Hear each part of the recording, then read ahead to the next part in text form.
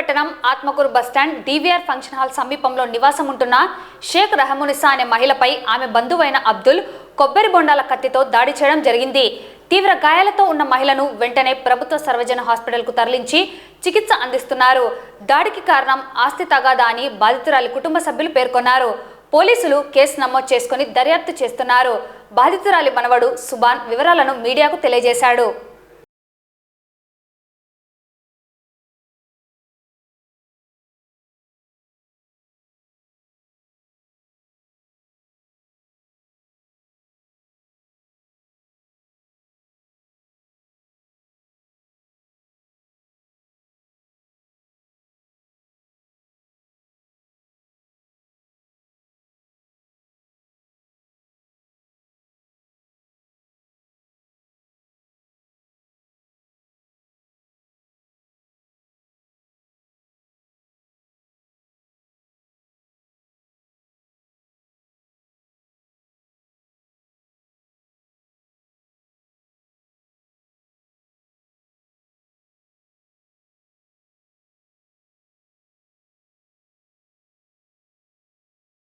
తమ్ముడు దీనికి కొట్టినాడు. ఇంకా దీనికి వ్యాధా లేకుంటే ఇంకా ఆస్తి తగ్గదా.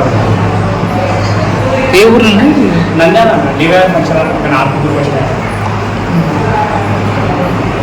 మేము ఈరోజు చేసినాం సార్. చేసిన తర్వాత ఫోన్ వచ్చింది. ఫోన్ ఇది కరెంట్ బిల్ది బాక్స్ ఉండాలి అది ఇరగొట్టినానని మేము పోయినాము ఇది పోలీస్ స్టేషన్ కి.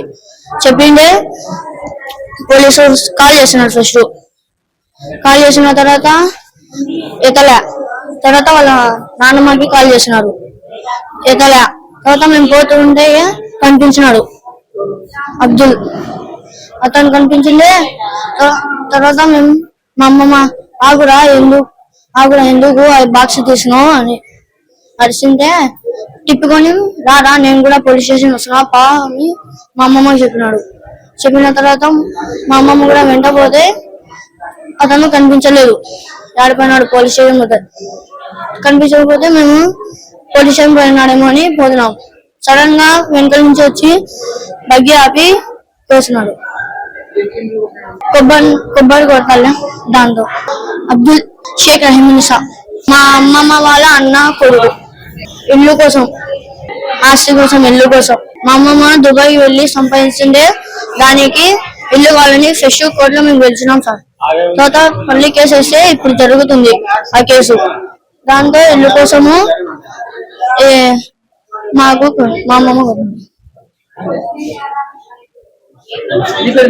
సుభాన్ మా అమ్మమ్మ మనవుని రెండో మనవుని.